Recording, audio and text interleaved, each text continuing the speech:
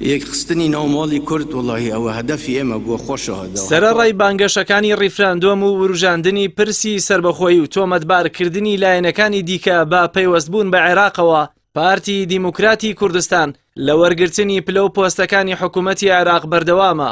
ئەمەش بێ گوێدانە ڕەزامەندی لایەنە کوردیەکانی بەشدار لە حکوومەت و پەرلەمانی عێراق.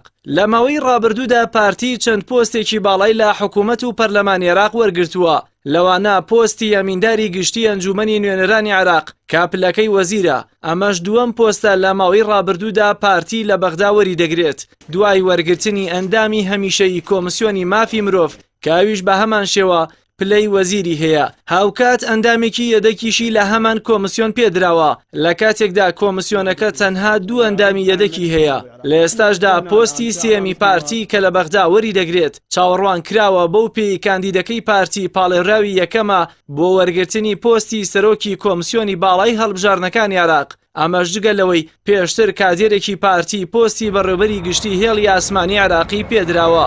لەگەڵ گەرمتربوونی بانگەشەکانی ڕیفراندۆم و وروژاندنی پرسی سربەخۆیی لە هەرێمی کوردستان، پارتی پێگەی حزبی خۆی لە بەغدا قایمتر دەکات. لە ئێستاشدا لە هەوڵەکانی بەردەوامە بۆ پڕکردنەوەی شوێنی وشیارجێباری وەزیری پێشووی دارایی عێراق کە بەهۆی بەهادەردان و گەندەڵیەوە لەلایەن پەرلەمانی عێراقەوە متمانی لێ سەندرایەوە. دوای 13 ساڵ لەمانەوەی لە بەغدا ڕەوانەی هەرێمی کوردستان کرایەوە.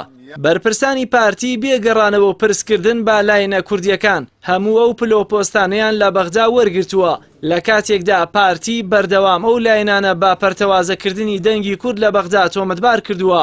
هاوکات وەرگرتنی ئەو پۆستانە لەلایەن پارتیەوە تەواو پێچەوانەی هەوڵەکانی بەرپرسانی ئەو پارتەیە سەبارەت بە پرسی ڕیفراندۆم. چاودێرانیش پێیان وایە ئامانج لە بانگەشەکانی بەرپرسانی پارتی بۆ ڕیفراندۆم و سربەخۆیی بەهێزکردنی پێگەی خۆیەتی لە بەغدا و وەرگرتنی چەند دەستکەوتێکی دیگەی حیزبیە لە بەرامبەر دواخستن یاخود ئەنجام نەدانی ئەو پرۆسەیە.